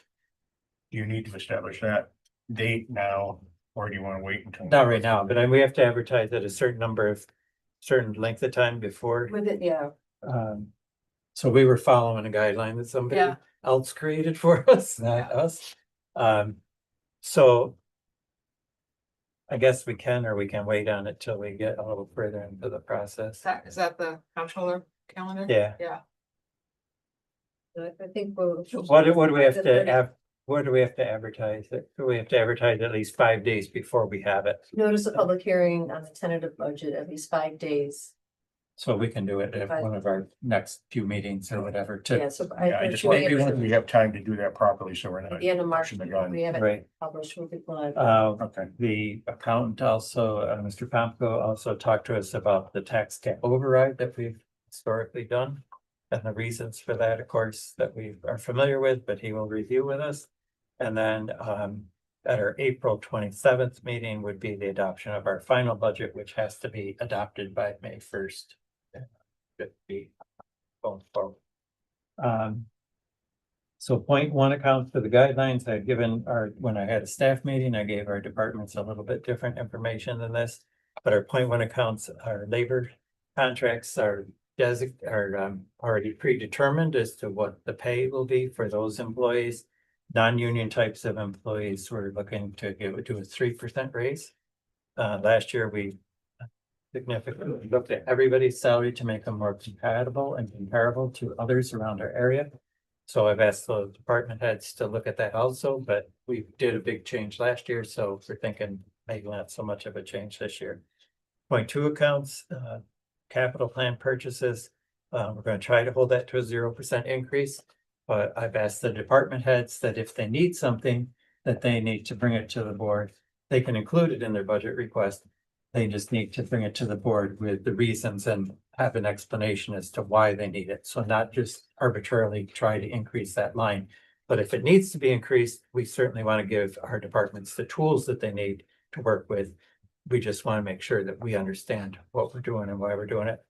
And then the 0.4 expenditures, a 3% increase. And of course, the cost of so many things have gone up. Not sure that they can all stay within that 3% because certain things go up a lot more on our end, like insurance and different things like that. So I'm not saying again that if things are historically showing that they're going to be more, that you can't come to us with a bigger request, but we're trying to kind of set some parameters and hold the line in regards to that. So Thursday, when we have our workshop with the accountant, hopefully we can have some more dates set up in regards to the budget. So, April 13th and the 27th is, our regular board meetings. Correct. And then in terms of working meetings, how many, I see, I'm a little unclear. March 9th, is that a regular meeting? So March 9th is our March 9th. regular meeting. That was to, Okay, so we won't be discussing it. We'll just receiving it. Right. right, you'll definitely receive it by March 9th. I'm hoping to get it to you before Okay. March 9th. It depends on when we get it back from the account. So my recollection was that we had 5 budget workshops. So when you say March to be determined, is that 5 in March? Just wanna be sure I'm on the same page. We may or may not need 5 budget meetings in regards to this, so we'll have to see how they go. And what is what and what we see in the budget and for the request of the departments. You'll probably need a meeting after the 13th, after a public hearing as well. There's an extra one day in there too. It's the 30th. Yep. Right. So, I mean, as far as the budget workshops, we're gonna be talking about those days. And we will try to set them up so that we have enough budget workshops to be able to thoroughly look at the budget, not be rushed at any one particular meeting time so that it doesn't become overwhelming for all of us. And so, And I think last year they didn't always coincide with the meeting night. Sometimes they were like Right. before a meeting and then there were a couple morning ones. So there'll be time within the March to, I think you usually have at least 3. I don't remember it more than that. There was 4 in 2024, and then there were 5 last year, I believe. Okay, so and as we. I'd like to plan for 5. And to as give us we that set wiggle up the dates. We can plan on 5 dates. If we need them, we need them. If we don't need them, we can always not have one, or we can set up 4 and add one too, or whatever. We're not limited to not be able to have enough discussion to be able to create a good budget for the year. So, and in terms of total assessed value, was this from you? That's for me. So 2025 is this current year, So, but 2026 would be, no, okay, that's what I. so the current budget year that we are in now, so you can make notes or do whatever you gotta do so you get what I'm trying to say. Okay. But the current, every year, the town of Manlius assessor reassesses the property. I'm not even sure, but just say April, May.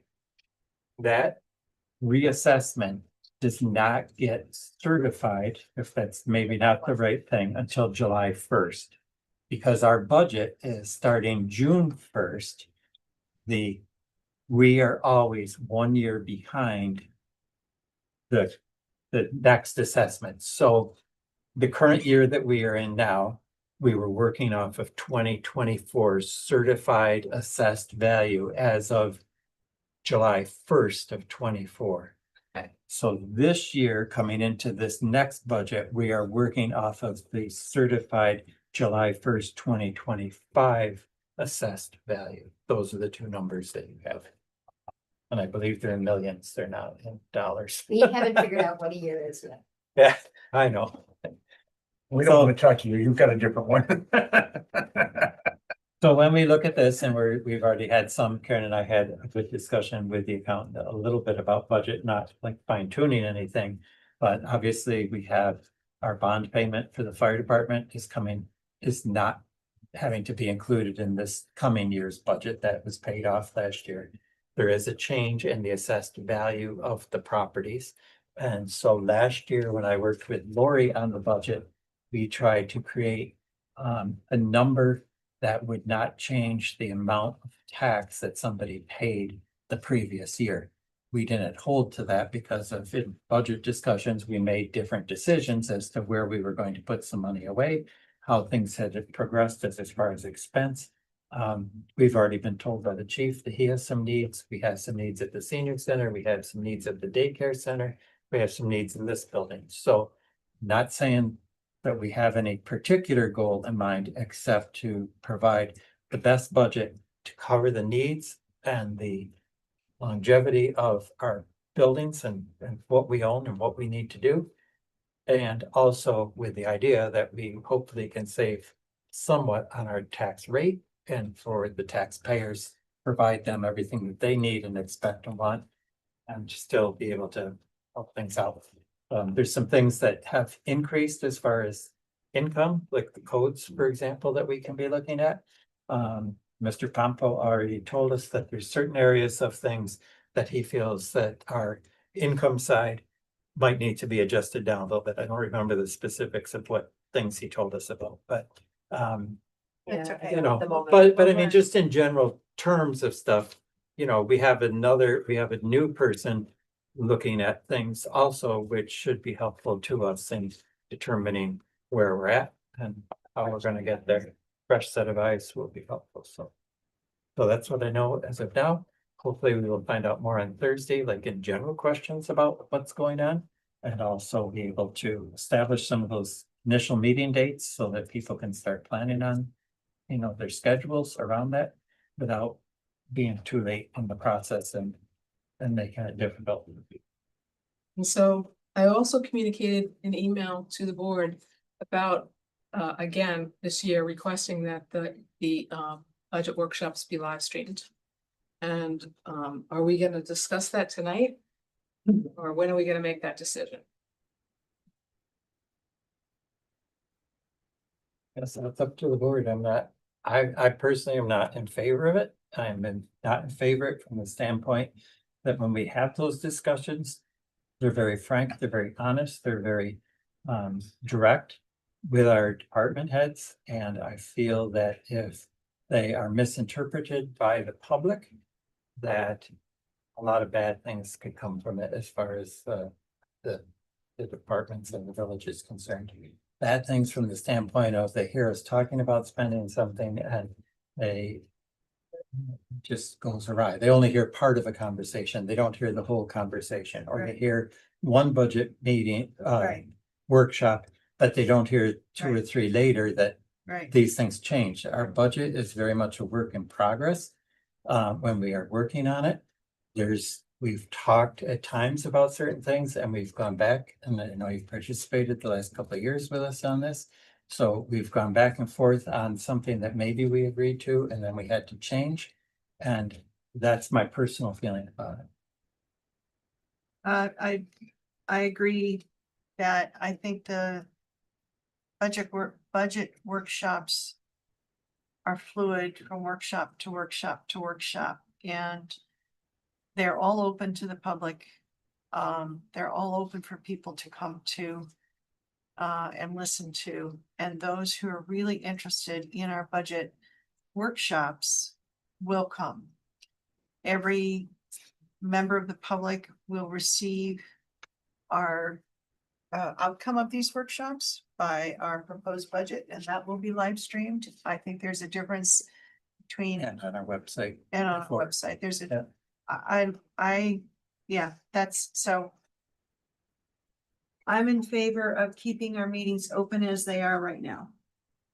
And not live streaming, not including that. I happen to join Jane, and I believe that these are workshops. I've worked in many workshops, and they in fact are not live streamed. It's not a requirement. It in no way lessens transparency, because look, the workshops are open to the public. And I want the public to be there. The problem in the workshop for them, and they must understand, is they don't get a chance to participate. And that is part of the rules of a workshop that we're working with. And so I don't think we should have it open. I also know that we discuss things and we test ideas on the budget, about what's going on. And when I test a department on a budget idea, I don't want to be in a position where that was the kind of thing that I brought up that was going to be done, because quite honestly, that has not been determined yet until we come to approval or disapproval of the work that we've done in the budget. So that's why I don't want to go in that direction. Okay, Danny, you have anything to say? Well, I just, it's the same way with putting out, a month-to-month, treasurer's report, things like that. If person picks up one thing out of that and then all of a sudden they run with it and there isn't an explanation, it gets out in the media, and just as soon as that gets out in the social media, say, why is this thing negative? Why did that one go up 50%? Come to the meetings if they want to. Same with the other thing. I just can't. I don't know, just doesn't sit good with me. I'm worried about things getting out. There's no way to stop it.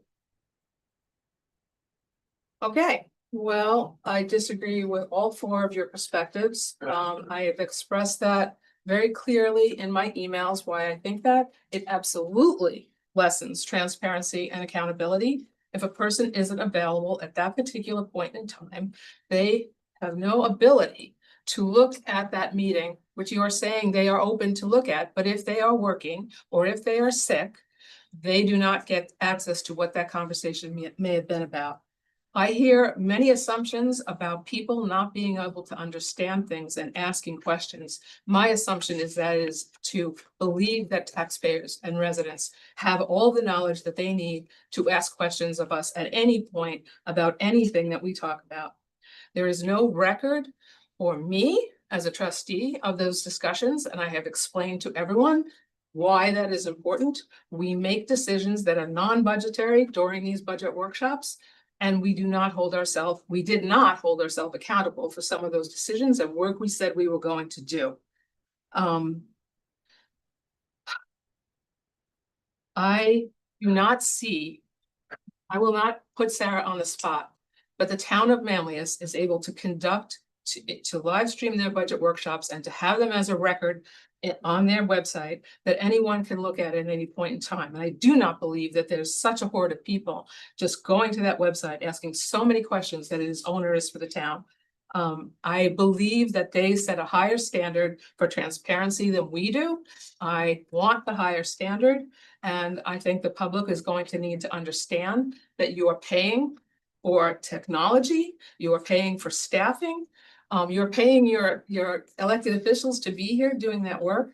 And it is always important for you to see these recordings of our meetings, but not important enough for you to see our discussions about the budget workshops. That makes no sense. It does not cost us anything extra to make these live streams available, and to not do so, I really feel is a significant problem.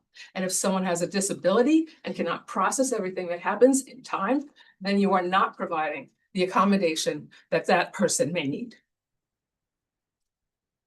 Thank you. You're welcome. Trustee update, Dan? Oh, yeah, I got a couple things. Thanks to, both, Tyler and, Paul and their crews.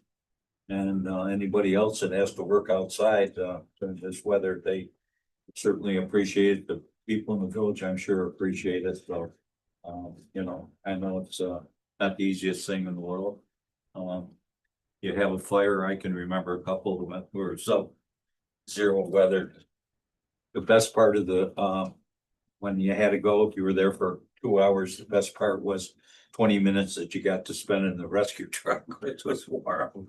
And with Tyler, thanks a lot for the work on the pond. I understand, you know, there's some issues over there, but appreciate that. That's it. Hey. Yeah, I know, I totally echo Jan's comments regarding DPW's commitment to get the job done during inclement weather. Parks Commission has been on fire. We just spoke about all the activities we've had with the ESF students. But there's also an individual who's very interested in joining the Parks Commission. Her name is Holly Daly. She's a new resident in Fayetteville. She is new to Central New York, new being maybe 10 years. She's lived here 10 years. Anyway, she's very interested in joining the Parks Commission. She is a very active outdoorsy person. And I don't know how, I've never made this kind of recommendation before, but I make a recommendation that we approve her appointment to the Parks Commission. It's an associate member. No, I think, is it associate? I believe it's They're full? associate. Okay, They're not. yes, yeah. As an associate member. I don't know if I can even do that. Can I do that? You're recommending it to the mayor. Yeah. You The can mayor present can make it the as an appointment. appointment if you wish, So and then you guys can. okay, so I appoint. What's your name? Holly? Holly, I remember Holly Holly. Daly, Holly Daly as an associate member to our Parks Commission and on the then, recommendation of the Parks Committee and Jane. Yeah. Parks Liaison. do we send her a letter or should I, I will, yep, everyone in So agreement with this? everybody? do you want Shouldn't a we vote? motion? Don't Yeah, I have think to- we should have a I make a motion. motion, that was my motion to appoint her. No, we have to make a motion to accept Mike's recommendation. Oh. too. Okay. Go ahead, move. I'll Or second, or I don't. I'll move to accept whatever. Okay, I move to accept Mike's recommendation to right. appoint Holly to the First Commission. There you go. thank you. All in second. favor? All Oh, all in favor? Aye, okay. Okay. That was I a Wow. little Right. harder than. That was a I big never done It's this. getting me long already. We got more to do. So I will let Kelly know. Kelly know. who, shared this with you. I'll and, share, as well as Holly, of course. I have to get her contact information anyway. Yeah. Okay, moving on, zoning, we're still working on the draft for zoning. Committee will be meeting probably in the next 2 or 3 weeks to review some more draft information, but that's really where we're at. We're in draft mode, so it's kind of boring, but to everybody else, but the committee, right? It's grueling. It's hard, it's hard. It's hard to really pick apart, read very carefully, but we have to, so. Any dates or highlights that you want to make note in this? Not yet. I don't have any dates to give you, and I don't want to promise that we're gonna come out with a full draft in March without being very assured that we're gonna do that, right? So I know you've asked, and but I'll share that information with you when it's ready, when I have more confidence that we know our dates. Don't know when we're gonna have a full draft ready. Okay, yes, I'm done. That's it. Mark? Actually, I want to make sure I join Danny and Jane commenting on our DPW and our fire department. This cold weather has been tough for people that are working outside. There's no question. Anybody who works outside knows that. And, you know, I even know people who are linemen, for God's sakes, who work at different facilities for communication companies and also for National Grid, et cetera. This is one of the toughest time periods to work in when it's like this. The other part is you don't know how well the weather's gonna hold stable for you at any time. Because you can have beautiful sunshine and the next moment you can't see your hand in front of your face because of the snow and the blowing and everything else. And our real danger has to do with the cold and the wind. The wind chill is really the major piece that goes with it, and dressing appropriately for that is hard. them being able to do your job. So I really think that's difficult. I also want to make sure I tell you that I just returned from NICOM in Albany. And Casey was there with me. It was really quite interesting. A lot is going on. There's a lot going on at the state level right now that makes it difficult. There's a lot of uncertainty yet because we're not sure where the governor's budget is going to actually end up, but we do know that CHIPS money is in place. And that looks like that's going to be solid along the way. There's a number of other programs that we as a village rely on, which will stay steady. And they're really talking about right now that this year will remain quite steady. As Al Sturpey said about our budget, this is the best budget he's had in a while. Because he doesn't anticipate there's going to be a lot of ups and downs from where the budget is initially from the governor.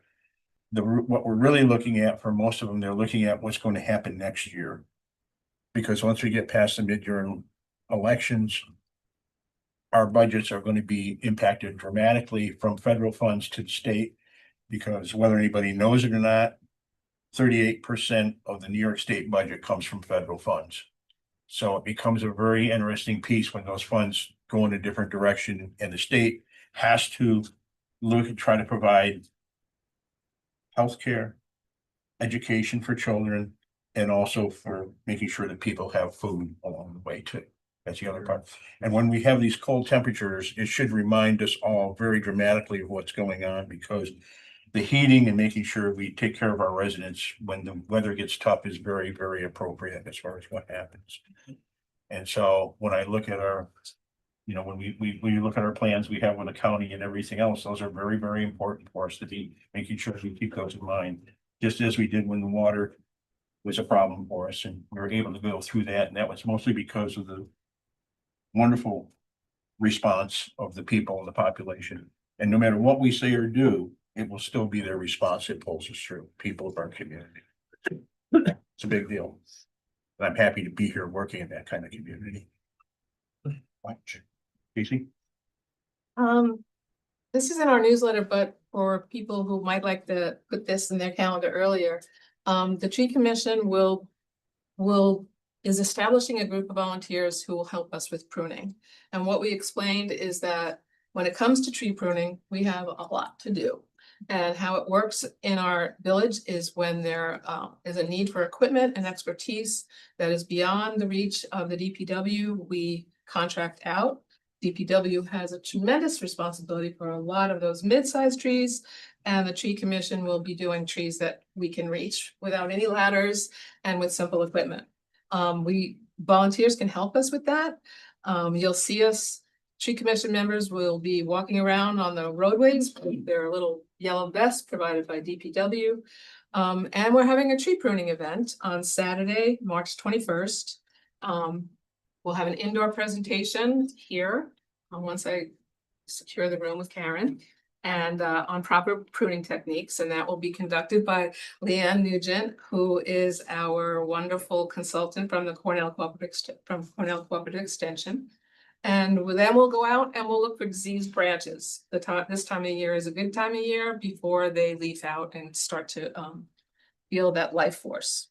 We're going to be pruning in the north part of the village, bordered by East Genesee, Brookley, and Route 257. We have not actually written the annual plan, but we have outlined our annual plan that we'll be able to provide to the board within the next month, fitting our requirement that's in our code. I think that's it for that. Unless somebody has any questions, anybody? Okay. And then, let's see. Thank you, villagers, for the opportunity to go to the conference of the New York Conference of Mayors and Municipal Officials. There's so much I get out of it that my homework list I come back with is formidable. I put stars in my notes when I have things to do. I have stars all over my notes. One of the things that was really interesting for me, having been elected in a March election period, was the difference between starting in March from the NICOM calendar and starting in November.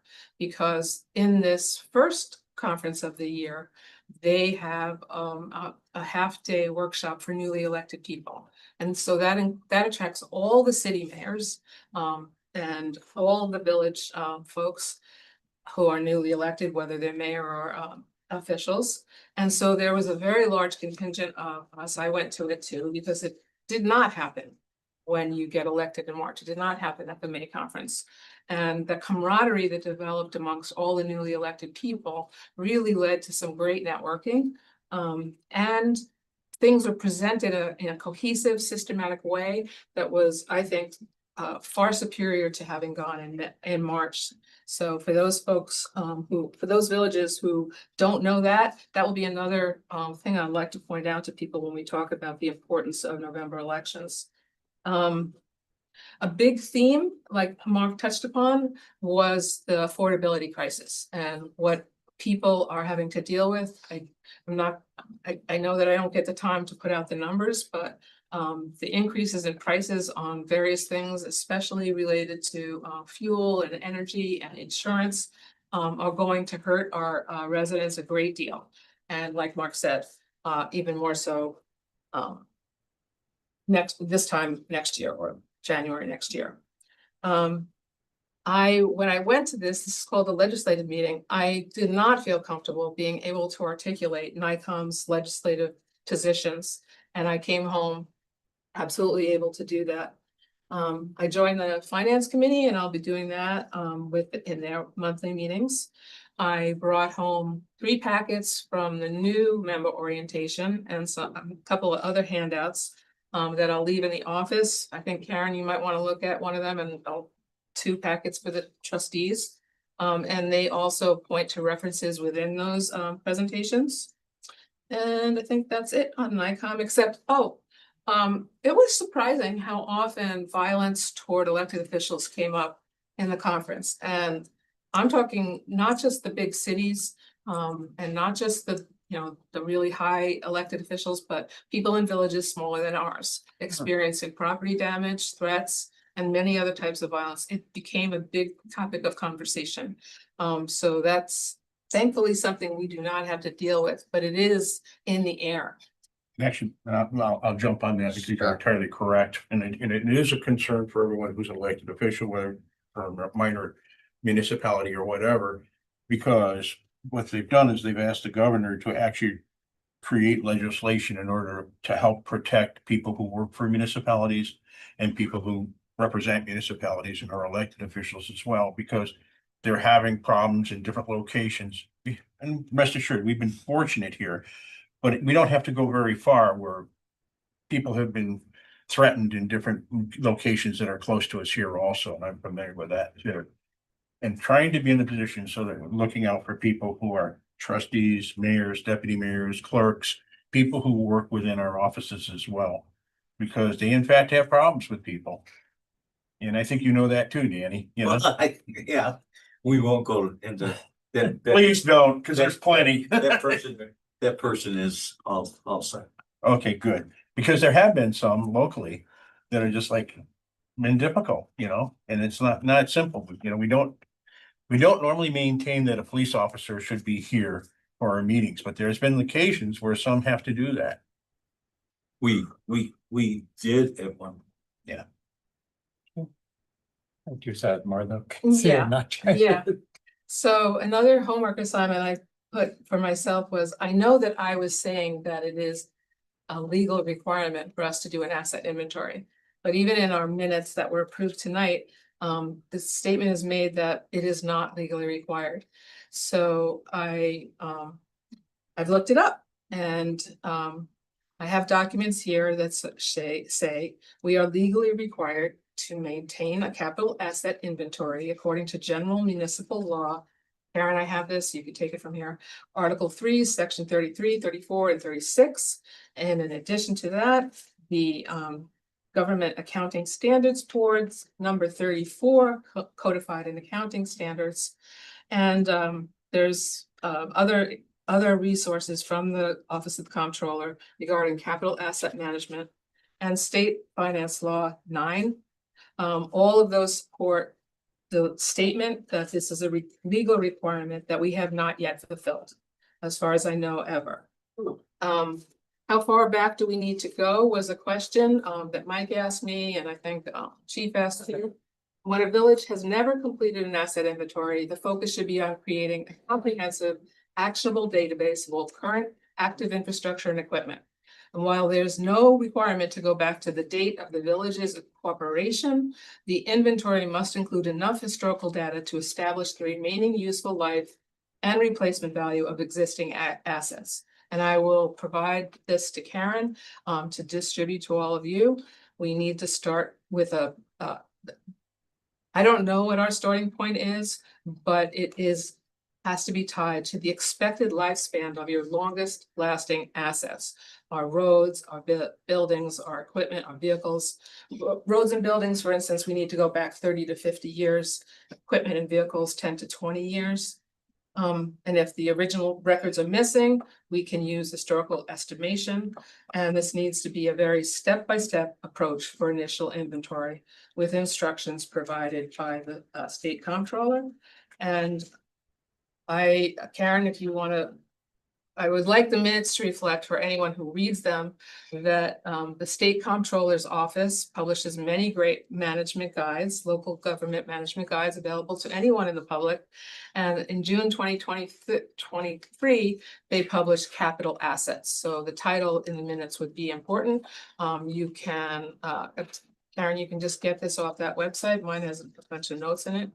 And so I just want us to understand that we need to have professional guidance on how we do this according to the law.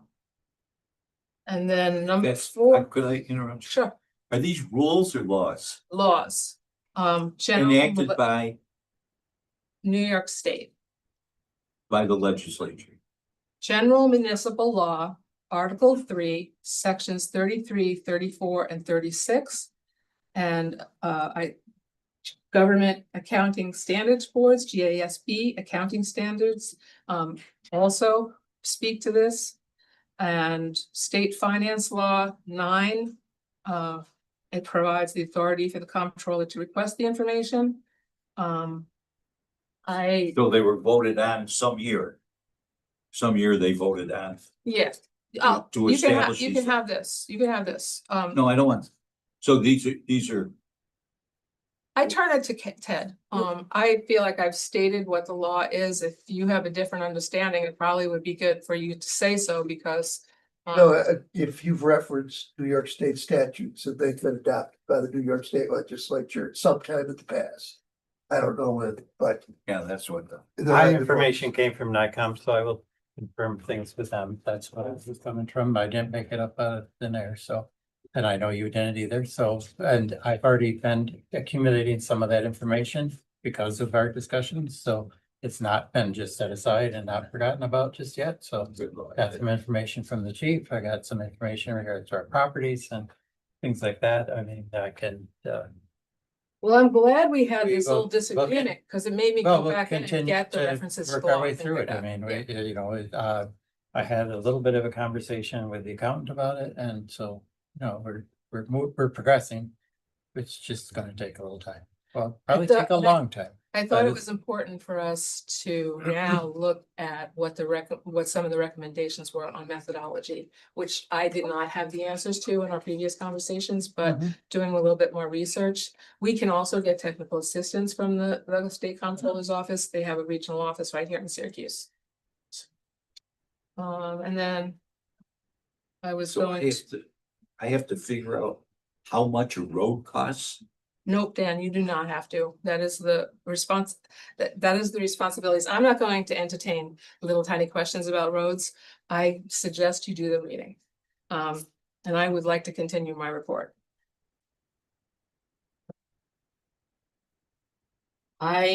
Since I am not okay with the decision not to videotape our workshops, anyone who might be listening. Excuse me, I that would is a like- piece we've already discussed. We discussed that when you brought that up before. I Why do we need to do that? I'm calling for, you know, this is not necessarily part of the process that we normally see under Robert Rules of Order. I am looking for. Are you aware of volunteers to help. I'm giving a report and you're being very disruptive toward me and. I have not been disruptive. I'm being good to you because you in fact gave the same report and talked about it when we talked about it before. If you would let me finish my point, what I said, what I'm about to say is not what I said before. Very good. Thank Then you. please say so.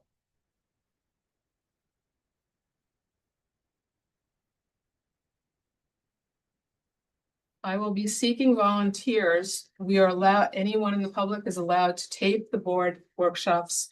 I'm seeking volunteers to do so for me, who have the video equipment to do so. They cannot videotape it. This is turning into something that we'll have to look into further, so we're not going to discuss it tonight. We will understand your request. And we will look into what our options are and what's allowed and not allowed. And Made your point, I've got your point, I understand your point. And we will look at it into what we can do. Yep, I know that it is legally possible, legally allowable. I anticipated that our meeting would go long tonight, so I do not have a report, but will at the next meeting that the Gage Foundation and the Fayetteville Library are engaged in a wonderful project that addresses some of what you said before about trying to identify our historic resources using QR codes at various places in the village.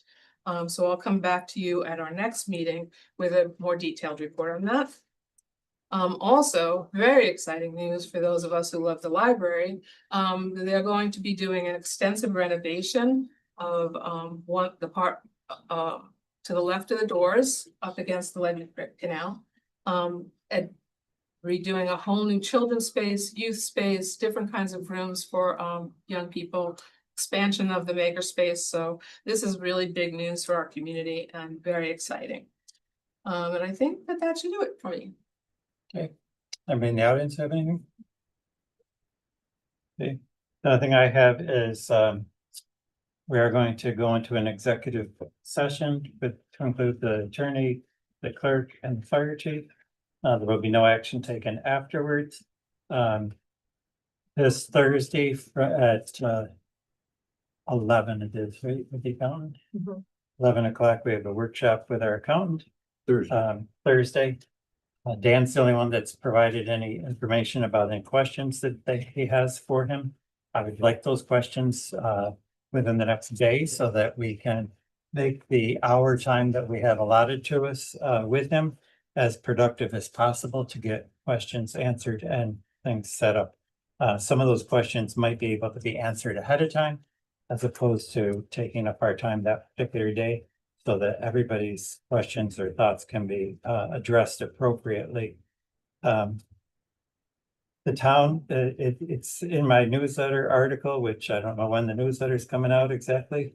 But the town has approached the villages and the Kirkville Fire District in regards to creating a joint fire district, incorporating the villages, the Kirkville Fire District and the town of Manlius fire protection areas. And so that's in the very early stages of talking. No one has agreed to it just yet or signed on to it just yet, but they've approached the mayors and the fire chiefs, and there was a meeting, and the very next day after the meeting, it was in the press release to the public about this. And so I believe everybody already knows, that probably wants to know, but in case anybody doesn't, this is in the very early stages. There's a lot of work that has to go into this, according to the attorney that I've been talking with in regards to forming a district. And so we will keep the public informed as we go forward with the process. We'll see where the process goes. So I have a motion to go into executive session. So for the purpose of Contractual matter. All in favor? Okay.